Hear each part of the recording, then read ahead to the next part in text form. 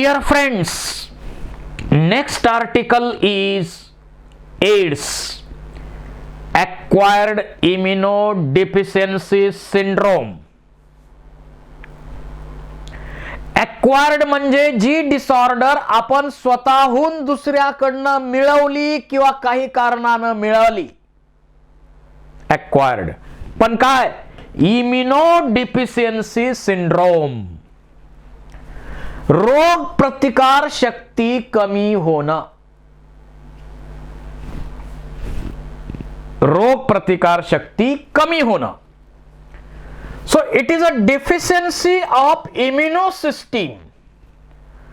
रोग प्रतिकार शक्ती कमी होणारा करणारा हा डिसीज आहे. सिंड्रोम म्हणजे काय? It is a group of many symptoms. अनेक लक्षणांचा समूह म्हणजे सिंड्रोम. हा डिसीज कुणा कशामुळे होतो? Human immunodeficiency virus, HIV virus. हा व्हायरस रिट्रो व्हायरस आहे. RNA हे जेनेटिक मटेरियल आहे. याच्यामध्ये RNA हे जेनेटिक मटेरियल आहे. दिस व्हायरस और एड्स वॉज फर्स्ट रिपोर्टेड हटाई. हा आजार हटाई अमेरिका या ठिकाणी पहिला रिपोर्ट केला गेला. हा डिसीज 84 मध्ये. नंतर इंडियामध्ये चेन्नईमध्ये काही प्रॉस्टिट्यूट्स मध्ये हा डिसीज आढळला आणि जगामध्ये हा इतका स्प्रेड झाला, त्याला आज आपण पॅन्डेमिक डिसीज म्हणतो. In last 25 years, it killed over 25 million persons. 25 दशलक्ष एवढे लोक या आजारानं दगावलेले आहेत. तर हा डिसीज कशामुळे होतो? व्हायरसमुळे. रिट्रो व्हायरस आहे हा. काय फीचर्स आहेत या व्हायरसच्या? या व्हायरसमध्ये समजा हा त्याच्यामध्ये हा प्रोटीन कोट आणि लिपिडचे लेयर्स असतात. Inner protein coat. जो इनर प्रोटीन कोट आहे त्याच्यामध्ये P24 रिसेप्टर्स आहेत. त्याच्या बाहेर आउटर प्रोटीन कोट आहे P18 टाइपचे. त्याच्या बाहेर या लायपोप्रोटीनचा लेयर आहे. लायपोप्रोटीन लेयर आहे. आणि या लायपोप्रोटीनच्या लेयर मध्ये असे ग्लायकोप्रोटीन्स रेग्युलर इंटरवलला यामध्ये दिसतात. रेग्युलर इंटरवलला अशा प्रकारचे हे ग्लायकोप्रोटीन्स आहेत आणि त्यांच्यावरती GP 120 आणि GP 41, GP 120 आणि GP 140 हे स्पेशल रिसेप्टर्स आहेत. याच्या आत इथं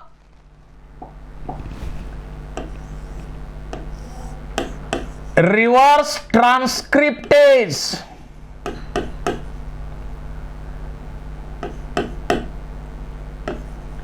एन्झाइम आहे आणि आरएनएचे 2 मॉलिक्युल्स यामध्ये असतात.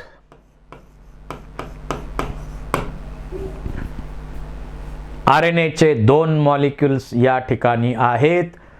Total number of genes 8 genes आहेत याच्यामध्ये.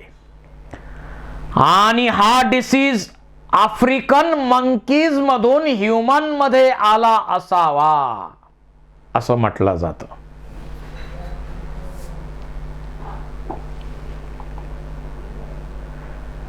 ट्रान्समिशन कसं होत आहे?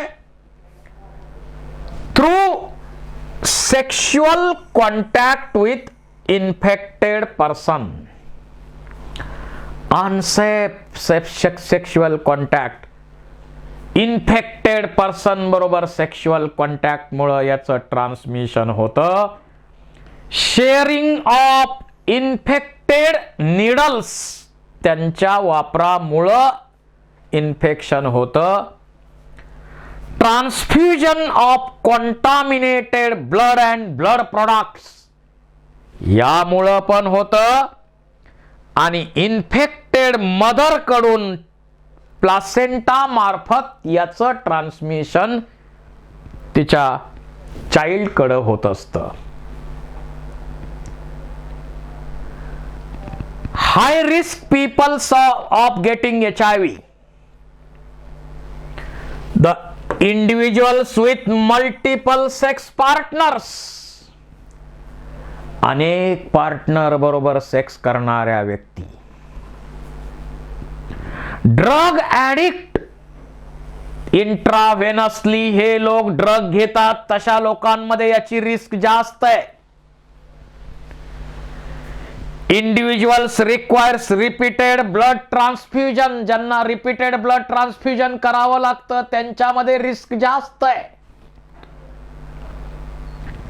Childrens born to an HIV infected mothers, infected मदरला बेबी होत असेल तर त्याच्यामध्ये चान्सेस जास्त आहेत, हाय रिस्क आहे.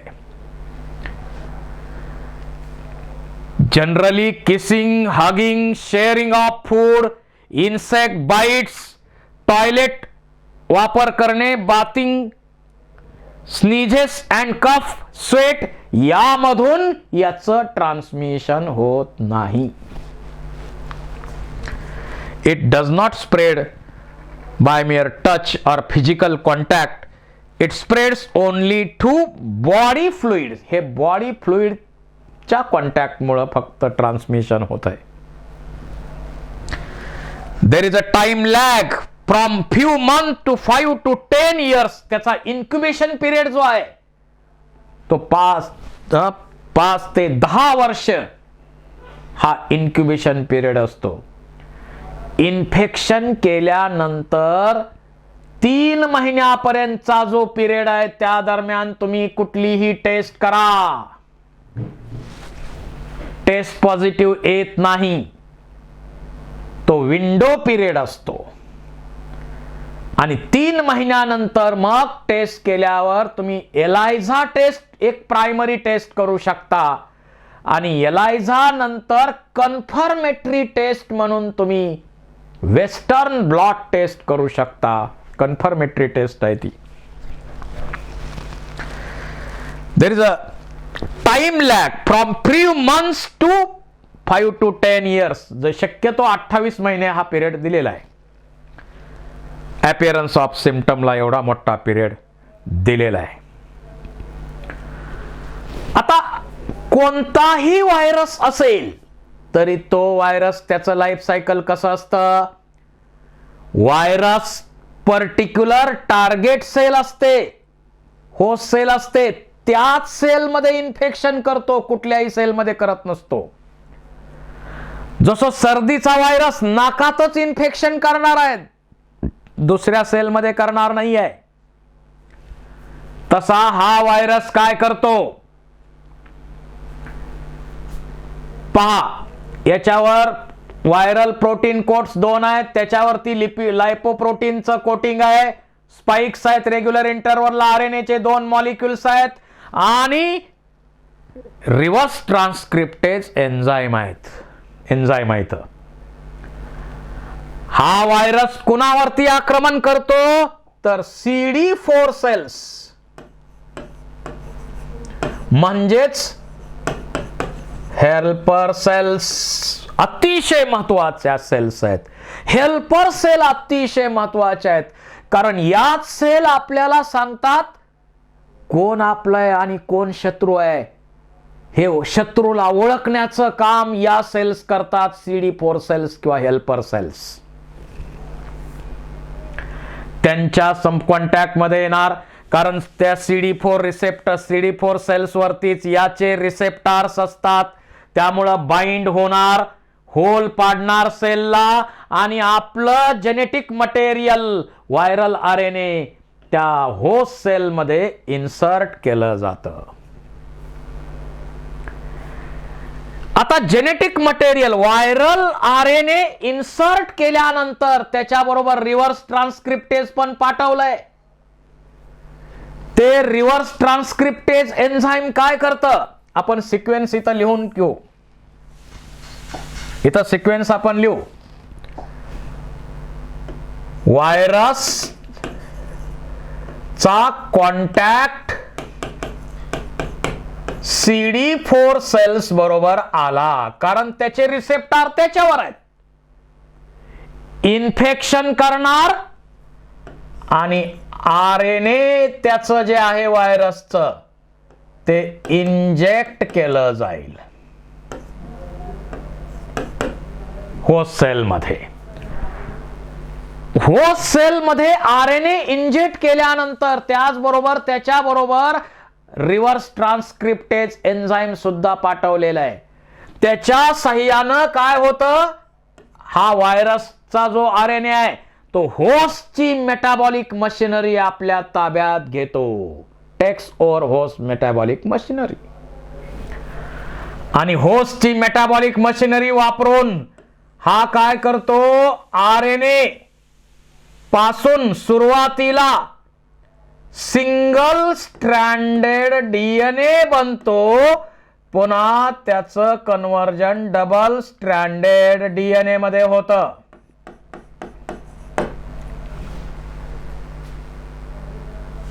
आणि हा डबल स्ट्रँडेड DNA जो आहे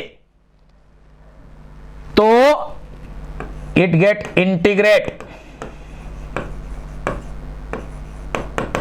विथ होस्ट जीनोम. आणि त्याचा जो हा सेगमेंट आहे व्हायरल जीनोम असलेला सेगमेंट, तो काय करतो, नवीन व्हायरल RNA चे मॉलिक्यूल बनवतो, बाकीचे कंपोनंट बनवतो आणि नवीन व्हायरस बनतात. नवीन व्हायरसेस या ठिकाणी बनतात. आणि नवीन व्हायरस बनल्यानंतर ती सेल ब्रेक केली जाते, लायसिस होतं आणि नवीन व्हायरस बाहेर पडतात. आणि प्रत्येक नवीन तयार झालेला व्हायरस नवीन सेल मध्ये इन्फेक्शन करतो. अशाच पद्धतीनं लाईफ सायकल याचं असतं. काय काय केलं, virus infect the CD4 cells because receptors are present on CD4 cells. Viral RNA injected into host cell. Viral DNA is produced. पहिला single stranded नंतर double stranded DNA produce केलं जातं. This viral DNA it integrated in host cell. New RNA particles are produced. Proteins are produced. And new viruses are formed. And these new viruses can lyse, breaks host cell and they are released. And released every virus infect new cells. Life cycle कसा आहे पहा. when HIV enters the body to macrophage acts as a HIV factory. macrophage cells ज्या आहेत आपल्यामध्ये तिथं मोठ्या प्रमाणावर multiplication होतं. RNA replicates in presence of reverse transcriptase from viral DNA. Viral DNA incorporate into host DNA. Infected cells produce viral particles. HIV enters into helper cells or lymphocytes, replicates to produce progeny of viruses, attacks T4 helper cells, T cells decreases आणि CD4 sale वरती आक्रमण करणार, भरपूर आक्रमण करणार. नवीन virus बाहेर पडले की प्रत्येक जण नवीन CD4 सेल्स हेल्पर सेलवर आक्रमण करणार. अशा प्रकारे त्या पर्सन मध्ये CD4 सेल्स किंवा हेल्पर सेलचा number decrease decrease decrease decrease decrease decrease होतो आणि त्यामुळं त्या पर्सनची इम्युनिटी डिक्रीज होते, रोग प्रतिकार शक्ती कमी होते आणि छोटे छोटे पॅथोजन सुद्धा सहज इन्फेक्शन करतात आणि अनेक सेकंडरी इन्फेक्शन होऊन तो पर्सन दगावतो.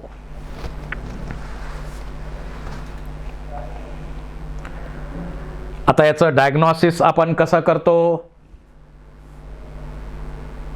डायग्नोसिस करण्यासाठी एलायझा एन्झाईम लिंक्ड इम्युनोसॉर्बंट असे त्याचा वापर करतो आपण आणि डायग्नोसिस करतो. आणि कन्फर्मेशन करण्यासाठी वेस्टर्न ब्लॉट ही टेस्ट आहे. आता याचे इफेक्ट काय काय होतात? इफेक्ट सुरुवातीला काही लक्षणं जाणवत नाही, पण नंतर मात्र लहान ताप बरेच महिने राहतो, खोकला बरेच काळ टिकतो, त्यानंतर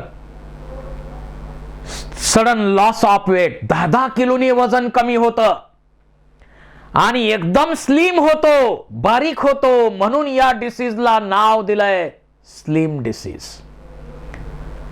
कापोसिस सार्कोमा सारखा कॅन्सर यामध्ये होऊ शकतो.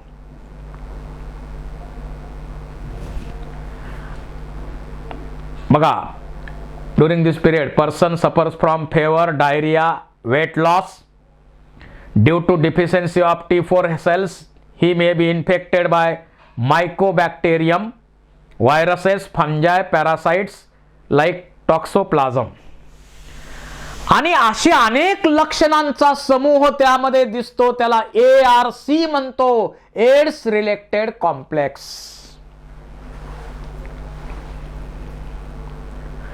आणि सुरुवातीच्या काळामध्ये त्या पर्सन मध्ये इन्फेक्शन झालंय पण लक्षणं दिसत नाही. HIV कॅरियर, HIV पॉझिटिव्ह आणि कॅरियर आहे तो व्यक्ती. मग याला पर्याय काय? आता तसं तर अजून कुठलंही मेडिसिन यावरती परिणामकारक निघालेलं नाही, वॅक्सिन निघालेलं नाही आहे आणि मोठ्या प्रमाणावरती तरुण वर्ग याला सफर होत चाललेला आहे. 1984 पासून त्याची आणि आपली लढाई अजून सुरूच आहे, ती संपलेली नाही आहे. परंतु काही प्रमाणात यश आपल्याला आलेलं आहे. आपण एखाद्या पर्सन मध्ये हा व्हायरस डिटेक्ट झाला, समजा गृहीत धरू, एक उदाहरण म्हणून सांगतो, 10 कोटी व्हायरस त्याच्या शरीरात आहे.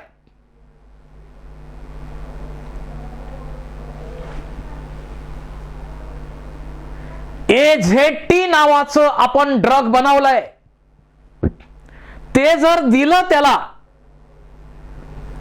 तर तिथून काळ दररोज त्याला आयुष्यभर औषध घ्यावं लागेल एवढाच आहे. परंतु तो व्हायरस आज 10 कोटी, 10 वर्षे जर ड्रग घेतलं ते तर 10 वर्षापर्यंत सुद्धा 10 कोटीच राहणार. म्हणजे त्या व्हायरसचं मल्टिप्लिकेशन स्टॉप करू शकतो, तेवढाच नंबर त्याचा स्टॉप करू शकतो, एवढं आपल्याला सक्सेस आहे. Antiviral drugs are partially effective, they can only prolong the life of patient. आयुष्य वाढू शकतं, दुसरं काहीच करता येत नाही. तर असे काही ड्रग्ज आपण बनवलेले आहेत. आपण काय करतो, एखादा ड्रग बनवतो परंतु त्या व्हायरसमध्ये म्युटेशन होतात, तो व्हायरस लगेच बदलतोय. तसे 20 स्ट्रेन झालेले आहेत, पण HIV 1 आणि 2 हे कॉमन आहेत. तर तो लगेच बदलतो, आपलं ड्रग निकामी होतं. पुन्हा दुसरं ड्रग बनवलं, तो बदलला. तिसरं ड्रग बनवलं, तो बदलला. परंतु आता आपल्या लक्षात आलंय, आपण मल्टी ड्रग थेरपी, अनेक औषधं एकाच वेळी दिली तर जास्त इफेक्टिव्ह आहे असं लक्षात आपल्या आलंय.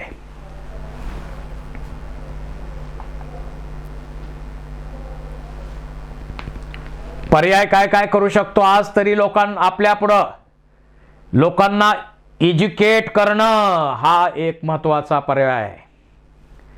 1 डिसेंबरला एड्स डे साजरा करतो आपण. डिस्पोजल निडल सिरिंज वापरायच्या, free distribution of condoms, making blood bank safe from HIV, regular checkup for HIV, advocating safe sex, controlling drug abuse, असे अनेक पर्याय आपण वापरू शकतो. आणि सध्या तरी पॉप्युलेशन या आजारापासून या पर्यायाच्या द्वारे आपण प्रिव्हेंट करू शकतो. प्रिव्हेंटिव्ह मेजर्स आहेत. Dear friends, next most dangerous disease cancer. Cell division ही हायली कंट्रोल्ड प्रोसेस असते, परंतु सेल डिव्हिजन वरचा कंट्रोल लॉस झाला तर इरेग्युलर ॲबनॉर्मल सेल्स तयार होतात. आणि अशा इरेग्युलर ॲबनॉर्मल सेलचं मास म्हणजे कॅन्सर. ट्यूमर म्हटलं, पण ट्यूमर अनेक प्रकारचे असतात. So cancer is abnormal and uncontrolled multiplication of cells resulting formation of tumor or mass of cells. हा डेडफुल डिसीज आहे. जसं खेकड्यानं पकडलं तर सोडत नाही, त्यामुळे त्याला कर्करोग हे सुद्धा नाव दिलंय. Normal cells show contact inhibition, contact with other cells inhibit uncontrolled growth. Normal cells काय करतात बघा, contact inhibition, contact with other cells inhibit the uncontrolled. दुसऱ्या सेल बरोबर कॉन्टॅक्ट आला तर अनकंट्रोल्ड सेल डिव्हिजन होऊ देत नाहीत, पण कॅन्सरच्या सेल दुसऱ्याच्या संपर्कातच येत नाहीत.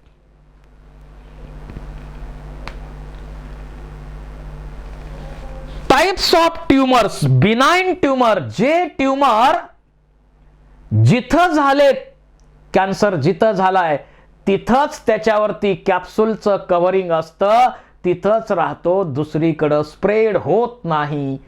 जसं ब्रेन ट्यूमर दुसरीकडं स्प्रेड होत नाही, त्याला आपण म्हणतो बिनाइन ट्यूमर. लेस डेंजरस आहे, ऑपरेशन करून आपण रिमूव्ह करू शकतो. पण जर काही कॅन्सर असे आहेत, एका ठिकाणी झाला तिथून काही सेल दुसरीकडे जातात, मेटास्टेसिस म्हणतो आपण. तिथं सेकंड आणखी ट्यूमर बनवतो, तिथून पुन्हा दुसरीकडे स्प्रेड होतात, तिथं ट्यूमर बनतो. अनेक भागात शरीराच्या या सेल स्प्रेड होतात, मेटास्टेसिस, आणि अनेक ठिकाणी ट्यूमर बनवतात. त्याला आपण स्प्रेड होणारा हा जो टाईप आहे त्याला आपण म्हणतो मॅलिग्नंट. आणि किती ठिकाणी ऑपरेशन करणार, त्यामुळं malignant tumour is very very dangerous. इथं आपण पाहिलं तर लक्षात येईल. नॉर्मल सेल्स आहेत, इथं बिनाइन ट्यूमर तयार झालाय, सेल डिव्हिजन कंट्रोल्ड फेज, त्याचा कंट्रोल लॉस झाला आणि अनकंट्रोल्ड मास तयार झालं. बिनाइन ट्यूमर असा दुसरीकडे स्प्रेड होत नाही. बिनाइन ट्यूमर दुसरीकडे स्प्रेड होत नाही. हे कॅन्सरचे टाईप दाखवलेले आहेत. पहा, पण मॅलिग्नंट ट्यूमर मात्र दुसरीकडे स्प्रेड होतो, त्याचं स्वतंत्र ब्लड व्हेसलचं नेटवर्क बनवतो, तिथं अँजिओजेनेसिस त्याला आपण म्हणतो. स्प्रेड होणारा कॅन्सर हा. malignant masses of proliferate neoplastic or tumor cells that grow rapidly, invade and damage the surrounding normal tissue. दुसरीकडे या सेल घुसतात आणि तिथं डॅमेज करतात. Due to active division and growth they starve normal cells. Normal सेलला food मिळू देत नाहीत, न्यूट्रिएंटला कॉम्पिटिशन करतात. Cells slaughtered from tumor reach to sites via blood. They forms new tumors. दुसरीकडे स्प्रेड होतात आणि नवीन नवीन ट्यूमर बनवतात. या स्प्रेड होण्याच्या प्रॉपर्टीला आपण म्हणतो मेटास्टॅसिस. मॅलिग्नंट. कशामुळे होतो कॅन्सर? तशी अनेक कारण आहेत याची. फिजिकल एजंट्स जसं ionising radiation like X-ray, gamma rays, non ionising radiation like UV rays यांचा संपर्क आल्यामुळं पण ट्यूमर होतो. आपण फ्रॅक्चर झालं की नाही याच्यासाठी एक्स-रे काढतो, पण एक्स-रे काढण्याला मर्यादा आहेत. आपण मित्राबरोबर जसा फोटो काढायला जातो, किती वेळा काढला तर प्रॉब्लेम नाही, पण एक्स-रे किती वेळा काढता येत नसतो. आपण म्हणू शकत नाही आमचा जरा मित्रांचा दोन स्टाईल मध्ये एक्स-रे काढा, नाही, त्याला मर्यादा आहे. कार्सिनोजेनिक आहे ते. केमिकल्स, टोबॅको स्मोक, या तंबाखू मध्ये बेंझीपायरिन नावाचं केमिकल आहे, ते कार्सिनोजेनिक आहे. Vinyl chloride, caffeine, nicotine, mustard gas सारखे केमिकल्स जे आहेत त्यामुळे कॅन्सर होतो. बायोलॉजिकल एजंट्स, ऑन्कोजेनिक व्हायरसेस जसं human papilloma virus, oncogenic proto oncogenes. When one normal cell inactivated, their cells becomes oncogenic. म्हणजे या आपल्या प्रत्येक सेल मध्ये प्रोटो ऑन्कोजिन्स असतात, ते इनॅक्टिव्ह असतात म्हणून सेल नॉर्मल काम करतात, कॅन्सर होत नाही. पण जर ते प्रोटो ऑन्कोजिन्स इनॅक्टिव्ह असतात पण त्यांना ऍक्टिव्हेट केलं तर ते ऑन्कोजिन मध्ये कन्वर्ट होतात आणि सेल डिव्हिजनवरचा कंट्रोल लॉस्ट होतो, अनकंट्रोल्ड मास तयार होतं, कॅन्सर होतो. डिटेक्शन कसं करतो आपण? बायोप्सीच्या साह्यानं आपण डिटेक्शन करू शकतो. इमॅजिन टेक्निक्स जसं मॅमोग्राफी टेक्निक जे आहे ते ब्रेस्ट कॅन्सर आहे की नाही चेक करण्यासाठी वापर करू शकतो. सिटी स्कॅन करू शकतो आपण. अँटीबॉडीजचा वापर करून चेक करू शकतो.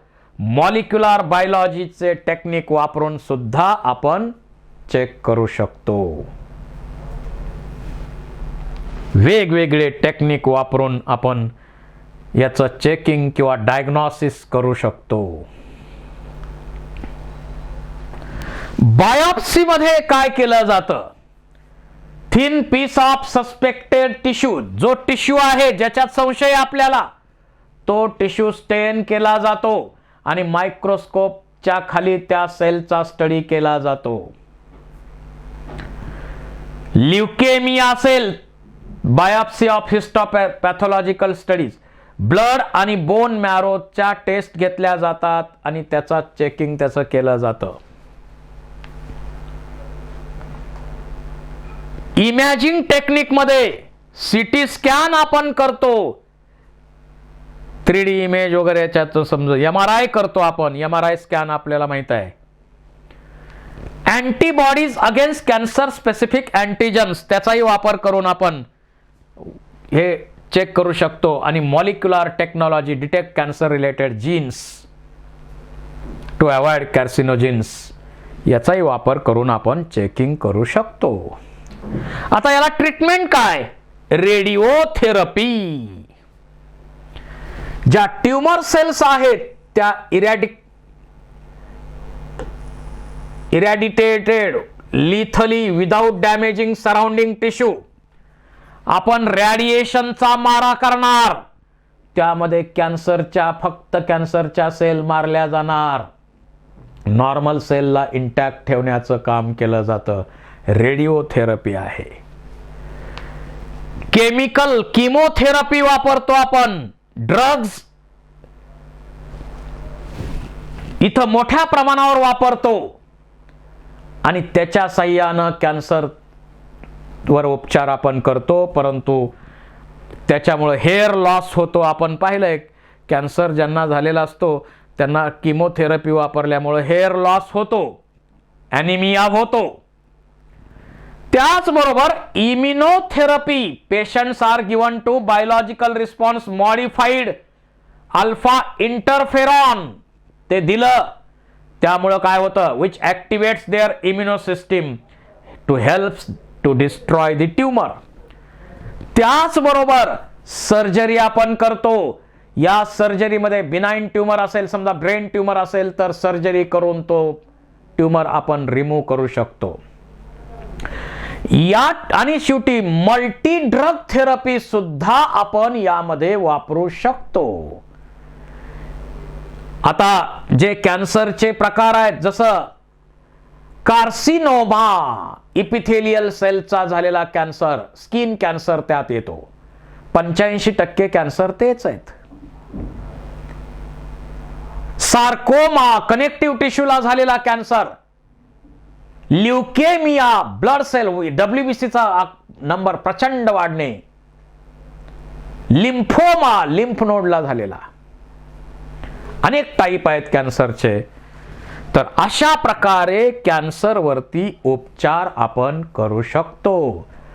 विशेष बघा, आपल्या देशामध्ये अवेअरनेस अजिबात नाही. जपानमध्ये कॅन्सरचं डिटेक्शन होतं, होण्यापूर्वी 0 स्टेजला डिटेक्शन केलं जातं. आणि इंडियामध्ये कॅन्सरचं डिटेक्शन होतं नदी काठी नेण्यापूर्वी, डेड बॉडी नेण्यापूर्वी. हा फरक आहे.